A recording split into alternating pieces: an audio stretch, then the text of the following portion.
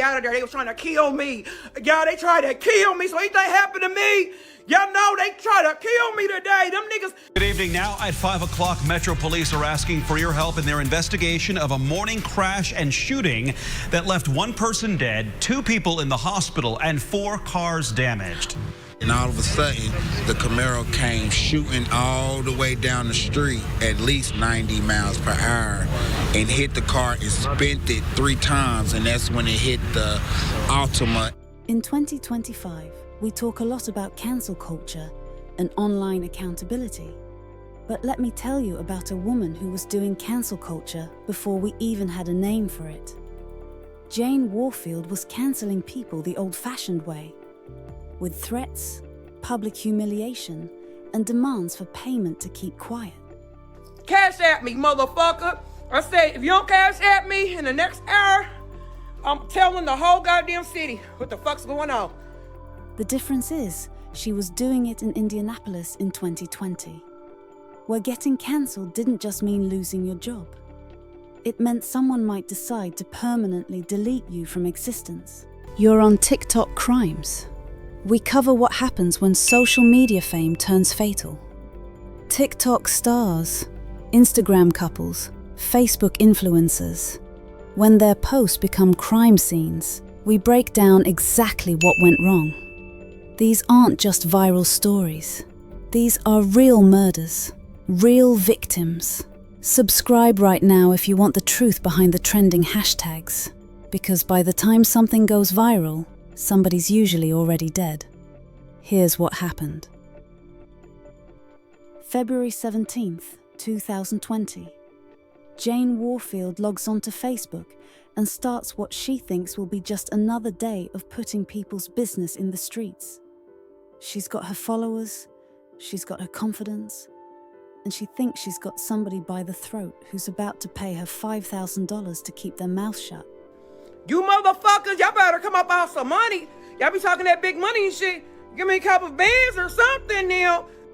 What Jane doesn't realize is that she's about to record her own death sentence, broadcast it live to hundreds of people, and give her killer all the motivation they need to silence her forever. Out of there, they was trying to kill me. Y'all, they tried to kill me, so anything happened to me, y'all know they tried to kill me today. Them niggas. Now, before we get into what happened that night, I need you to understand something about Jane. This wasn't some woman who just snapped one day and made a terrible decision. This was someone who had been weaponizing social media for years, turning Facebook Live into her own personal courtroom where she was judge, jury, and executioner of anyone who crossed her. And honey, by February 2020, that was a lot of people. Jane went by Jane the Mayor on social media, and trust me, she lived up to that name. Bold, outspoken, never one to back down from a fight. That motherfucker, look, I called his phone. He kept saying, bitch, I'm Waughfield. Bitch, ain't nobody gonna go against. I said, who the fuck is Waughfield? Don't nobody give a fuck about Waughfield. Who the fuck? Does anybody know what the fuck is, what the Waughfield was? I was just sitting over there, I got a bag at Waughfield. I sat in you bitches' faces and made a bag. What are you talking about? Enough to get me to my next location. So fuck a Waughfield. Who are ya? That was Jane.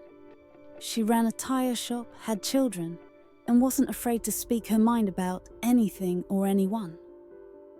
But here's where Jane's story gets complicated, because speaking your mind and destroying people's lives are 2 very different things.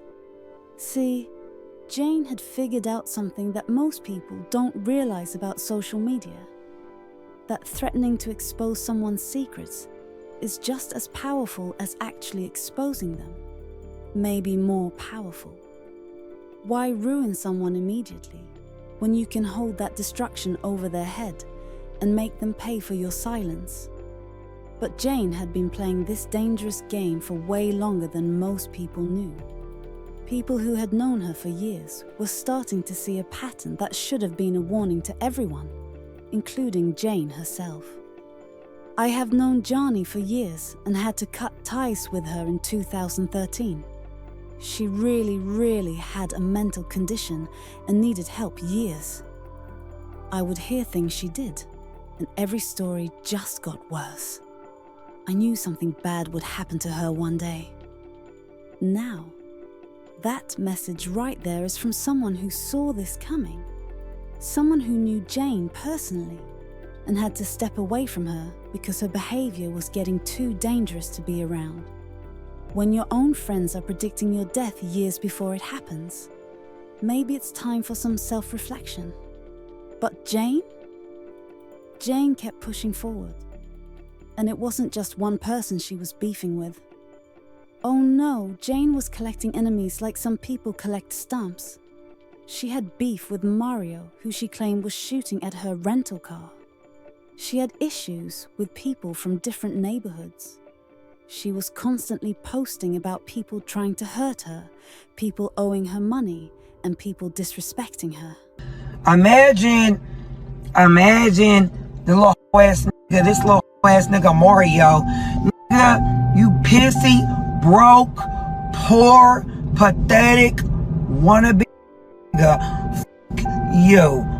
Or you little dusty ass bitch. I hate a whole broke down ass, nothing ass, leech ass nigga. Nothing worse than a leech ass, pissy ass motherfucking nigga. Does anybody know this nigga? He's from off Medford. You're shooting at my motherfucking rental. You're so jealous.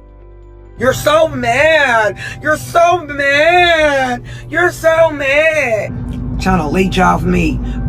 He apparently thought that he was going to be my partner. Where? Listen to that tone. Listen to that confidence. This woman really thought she was untouchable. She's calling someone pissy, broke, poor, while threatening them on a public platform, not realizing that desperate people are often the most dangerous people. But here's what really gets me about Jane's whole approach. She would call people out for allegedly trying to hurt her, but then turn around and threaten to destroy their reputations. How do you claim someone is dangerous while simultaneously poking them with a stick? Make it make sense. There's been a whole bunch recently. Not on top of the other chain event that happened earlier. I'm not even going to discuss that. Gunshots and everything happened earlier. I don't know. There's been a whole bunch. Been a whole bunch recently. They hating on the kid. That's what I'm saying. It's a little town. I'm getting too big for this little town. That's okay. I know it's you. You need a motherfucking knock it off, Monkey Joe. The nigga who got busted is the same motherfucking nigga that used to come on Orchard that sent me out west. And I just know something that you just know. Like, I know this nigga put him up to it. I know he did. I'm just saying. That's what I'm saying. You sending crackheads to do a hit? What's up? God. Yo, this woman just casually mentioned that people had been shooting at her multiple times, and her conclusion was that she was getting too big for Indianapolis. Not that maybe she should stop making enemies. Not that maybe she should keep people's business out of her mouth. Her takeaway was that the problem was with everyone else. This is what we call a pattern of escalation. Jane wasn't learning from these dangerous situations. She was getting more confident because she kept surviving them. But every time you roll the dice with dangerous people, you're gambling with your life. And eventually, the house always wins. So what brought Jane to that final Facebook Live on February 17th? Well, according to what came out later, it wasn't what anyone thought it was about. See, Jane had been involved in what some people are calling a tax scheme with a man named Jamael Carter Sr. and allegedly his cousin. Now this was February 2020, right when COVID was starting and tax refunds were getting delayed like crazy. People who were expecting money from the IRS were waiting weeks or months longer than usual. According to someone who knew Jane personally, she had let this cousin claim her children on his taxes, probably expecting to split the refund. But when tax season came and the money was taking forever to show up, Jane started getting impatient. And when Jane got impatient, everybody was about to have a problem. The way the story goes, Jane was supposed to get paid when the tax refund came through. But the refund was delayed. The cousin couldn't pay her. And Jane was feeling like she'd been scammed. Now, a reasonable person might file a complaint with the IRS, or take someone to small claims court, or just chalk it up to a bad business decision and move on. But we're not talking about a reasonable person. We're talking about Jane, the Mayor Waughfield, who had been using social media as her personal weapon for years. And when Jane felt like she'd been wronged, she didn't just want her money back. She wanted revenge. So Jane comes up with a plan. If she can't get her money through legitimate channels, maybe she can get it through intimidation. And if intimidation doesn't work, maybe she can get it through blackmail. All she needs is something devastating enough to hold over someone's head. The question is, what do you do when you need dirt on someone, but don't actually have any dirt? Well, if you're Jane Waughfield, apparently you just make some up. Allegedly. February 17th, 2020. Jane decides it's time to handle her business. She goes to what she claims was Jamael's uncle's house, supposedly to collect her phone that she'd left there during some kind of business meeting. Now, I want you to think about this setup for a minute. Jane says she forgot her phone during a business meeting. So she drives almost all the way to her tire shop, then realizes she doesn't have her phone, then drives all the way back to get it. That's already a lot of driving for one phone, but okay, we've all been there. But here's where Jane's story starts to fall apart if you really think about it. She says she's knocking on the door, nobody's answering, so she decides to just walk in, through an unlocked door, into someone else's house, to get a phone. Now, I don't know about y'all, but if I'm going to someone's house for my phone and they don't answer the door, I'm calling them. I'm texting from someone else's phone. I'm not just letting myself into their house like I live there. But Jane just walks on in. So, boom. I'm riding down the street. I done got the nigga being Speedway, right?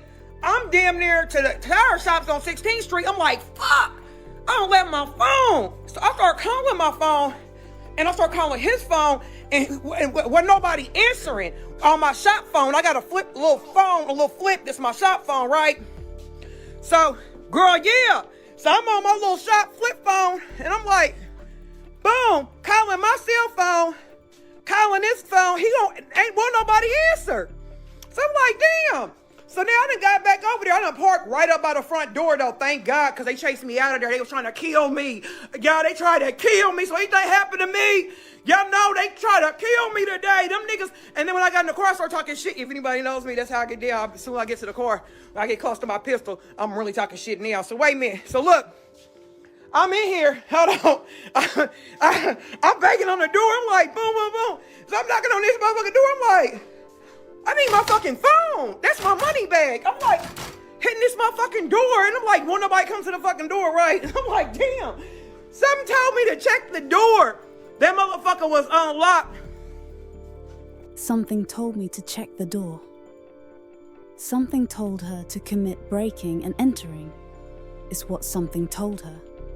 Because let's be clear, walking into someone's house without permission is illegal, regardless of whether the door was locked or not. But Jane walks in, and according to her, she witnesses something that traumatizes her so deeply that she can barely speak about it. She claims she walked in on Jamael having sex with another man, allegedly his cousin, and the sight was so shocking that she couldn't even form words. When I stepped in there, y'all. Oh my God, my stomach hurts. My stomach hurts. When I walked in there, y'all, what I seen with my own two eyes. Hold on. Thank God my phone was sitting on the table right there by the door. I swung that door, but I said, oh! And I couldn't even talk the words. I couldn't get the words out of my mouth right. So I'm like, I'm trying to breathe. I'm like, and I just looked down and see my phone. I snatched my phone. They was standing there just staring at me. So them motherfuckers was looking like the devil. They was looking like they was trying to kill me. So I just grabbed my phone. I was like, so I jumped in, start running. Now listen to that performance, because that's what it sounds like to me. A performance. Jane is describing being so traumatized that she can't speak, but she's somehow managing to give a very detailed play-by-play of her emotional state. She's so shocked she can't form words, but she's got enough presence of mind to grab her phone and start making demands. Because here's what Jane does next, according to her own story.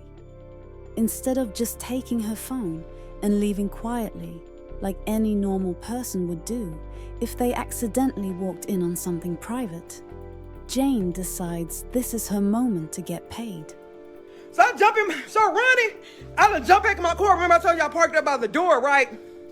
So I get in my fucking car, and as I'm backing down, I'm like, hey, you motherfuckers, y'all better come up off some money. Y'all be talking that big money and shit.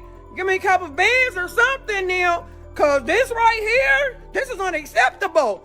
I'm out the window like, you motherfuckers is trifling, and you bitches think this is unacceptable. What's unacceptable, Jane? That you walked into someone's house without permission? Or that you didn't get the show you were expecting? But Jane doesn't stop there. She gives them a deadline. Bullshit. I was like, motherfucker, send it. Cash at me, motherfucker. I said, if you don't cash at me in the next hour, I'm telling the whole goddamn city what the fuck's going on. I told them just cash at me 5 bands. That's all. Shit, you in a $50,000 truck, I can't get 5 bands. I can't get 5 bands. So I was just like, cash at me 5 bands. That's it. And I ain't gonna sell a soul, you know. It won't be nothing on nothing. Huh. That motherfucker, look, I caught his phone. 5 bins. $5,000. Jane just tried to extort someone for the same amount of money she was supposedly owed from the tax scheme. What a coincidence.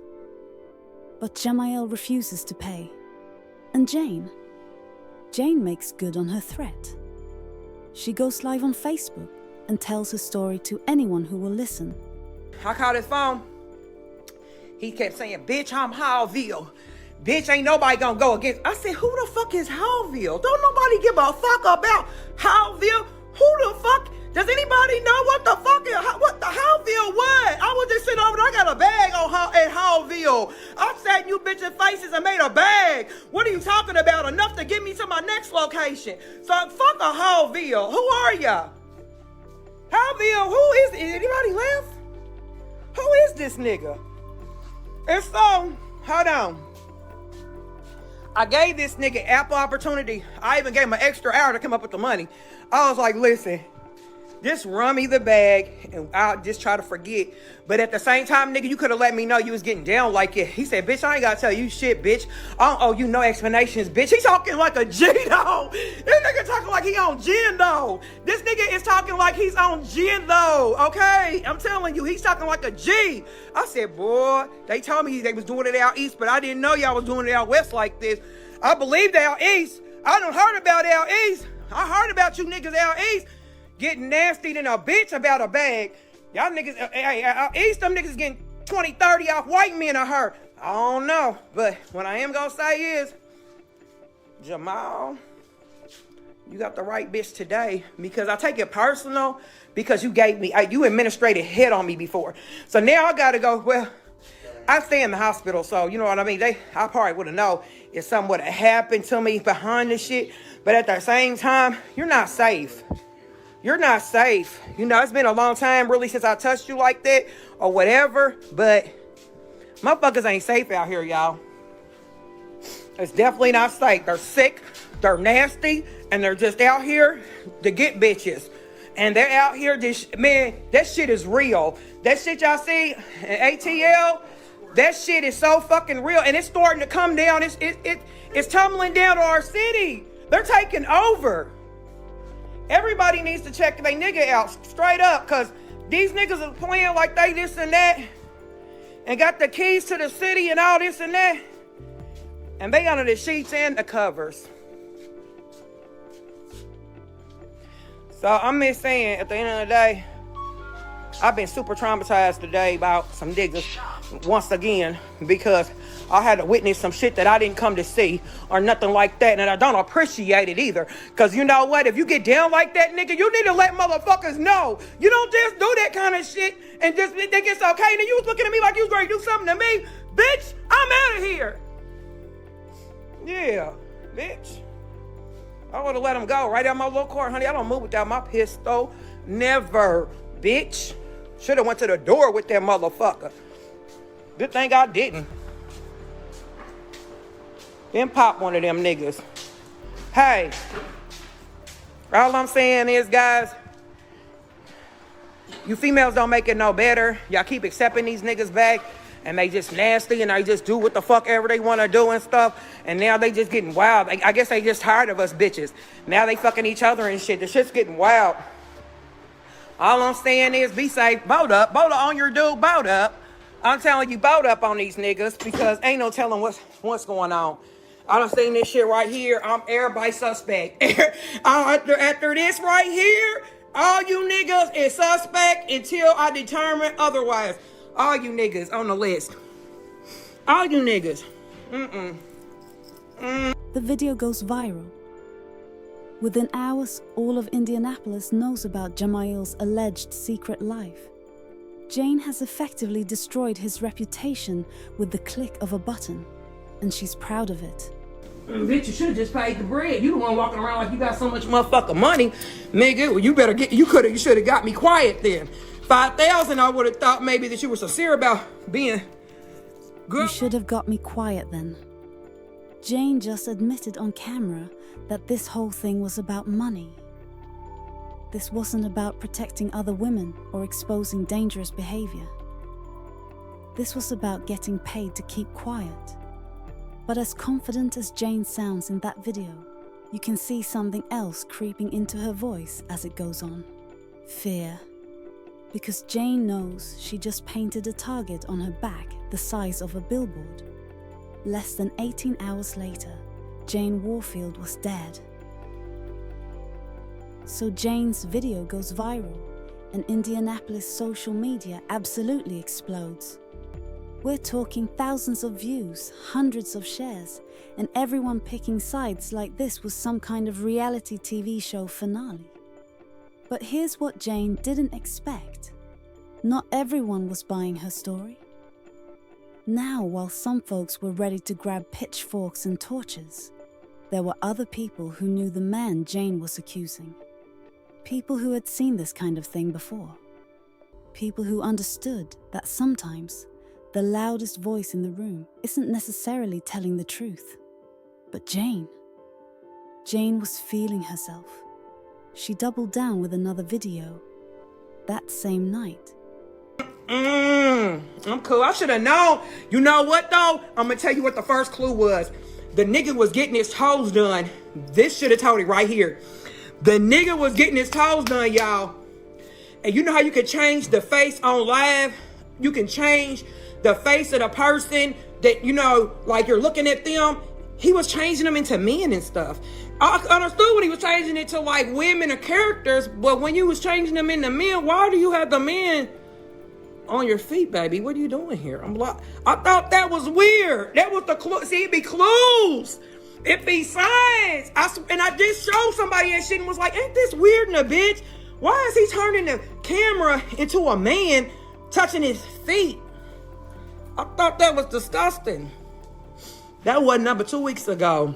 And then, here we go. I walked into a mess. I walked into some muddy, nasty, disgusting shit. And I'll probably never be the same. I don't know.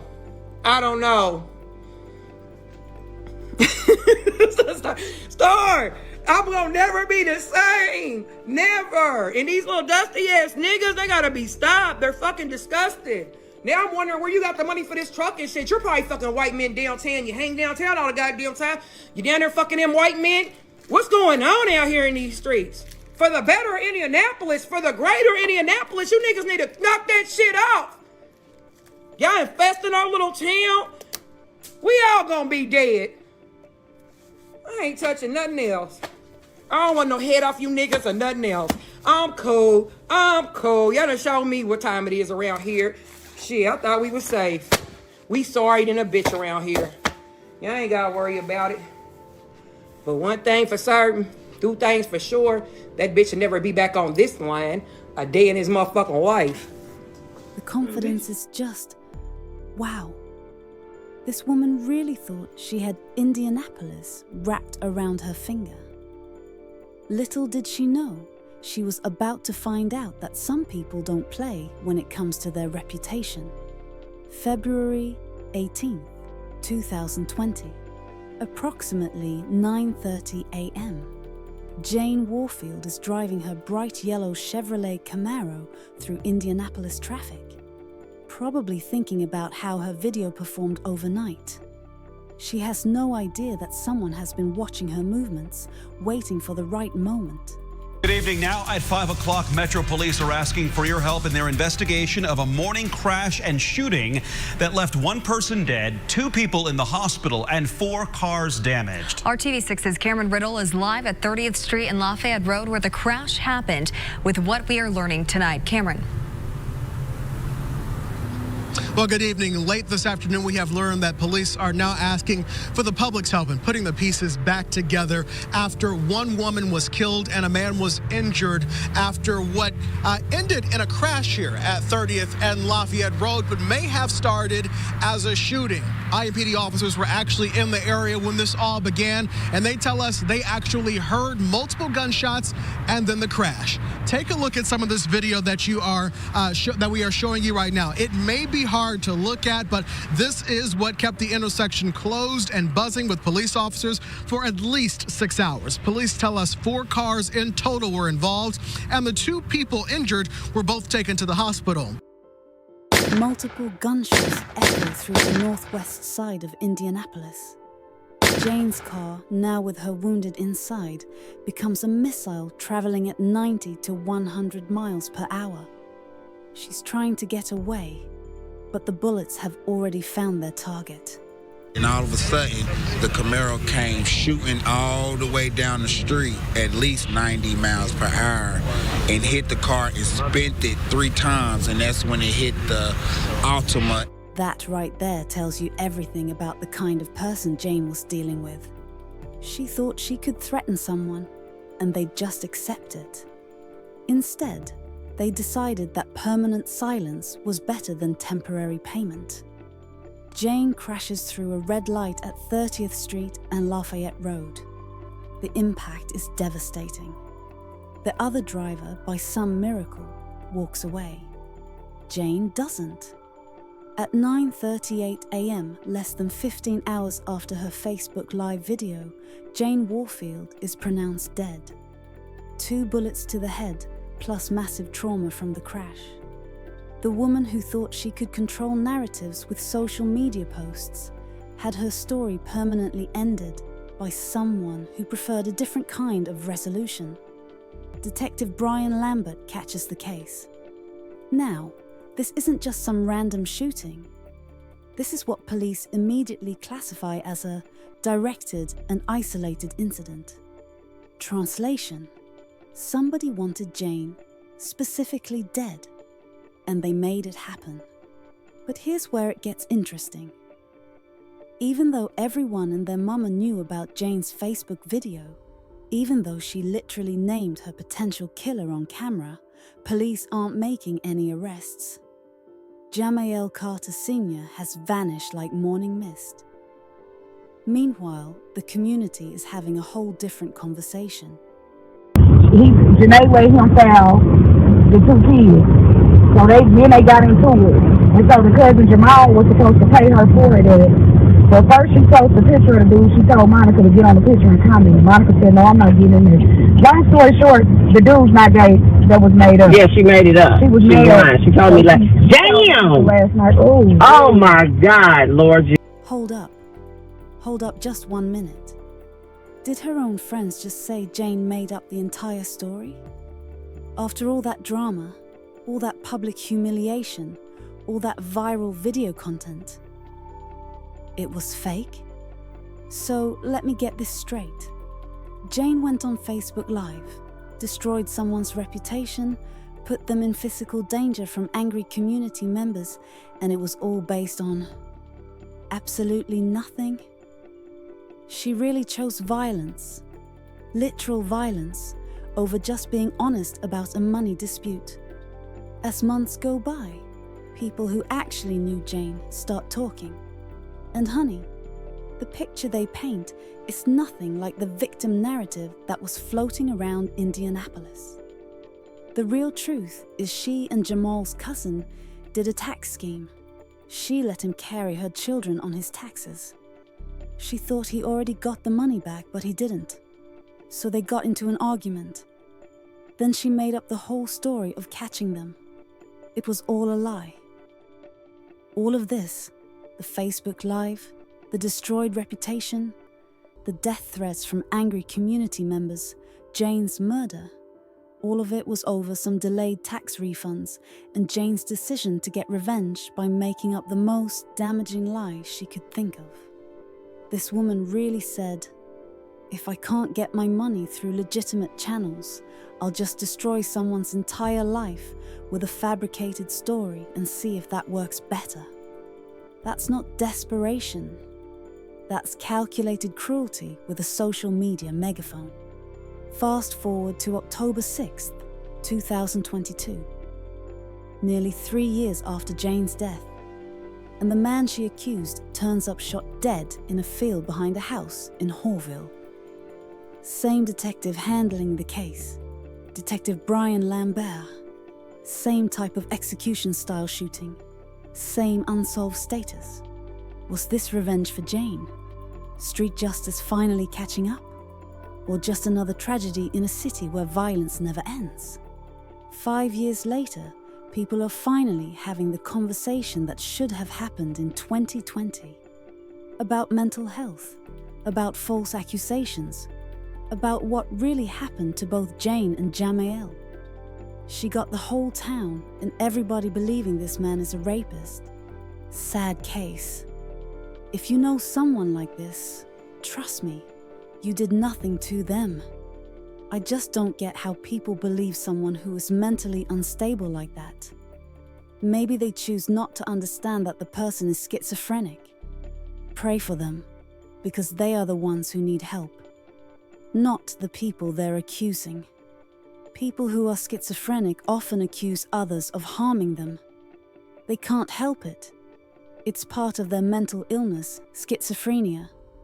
They may think people are trying to poison them, out to get them. Obsessed with being in the spotlight, fascinated with religion, or even believing they're a prophet. She is incapable of understanding why she acts the way she does. This is someone in 2025 connecting the dots that nobody wanted to connect in 2020. Mental illness, false accusations, 2 people dead over lies and desperation.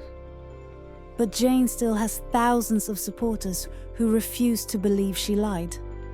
Here's what we know for certain. 2 people are dead. Both cases are officially unsolved. Detective Brian Lambert investigated both murders and made 0 arrests in either case. But the real truth came from Jane's own friends and people who knew her personally. She and Jamal's cousin did a tax scheme. She let him carry her children on his taxes. She thought he already got the money back, but he didn't. Then she made up the whole story of catching them. It was all a lie that destroyed reputations. A lie that got people killed. A lie that's still dividing Indianapolis 5 years later. The lesson? Social media isn't a toy. It's not a weapon. It's not your personal court of public opinion. Now look, I've covered plenty of stories on this channel where women use Facebook, Instagram, TikTok to expose real abuse, real corruption, real danger. And sometimes they paid a price for speaking necessary truths. But Jane's case is different. This wasn't about exposing actual wrongdoing to protect other women. This was about fabricating a story to get revenge over money. There's a world of difference between using your platform to speak truth and using it to spread lies for personal gain. One serves justice, the other serves selfishness. And when you choose lies over truth, when you choose revenge over justice, social media becomes a tool that can literally get you killed. Jane thought she could control the narrative. Instead, she wrote the final chapter of her own story, and Jamael's story, and the story of two families who will never be whole again. In Indianapolis, justice remains elusive. But the truth is finally starting to surface, even if it's 5 years too late to save anyone. Okay, because he's quite upset about the change of events that have occurred at this point.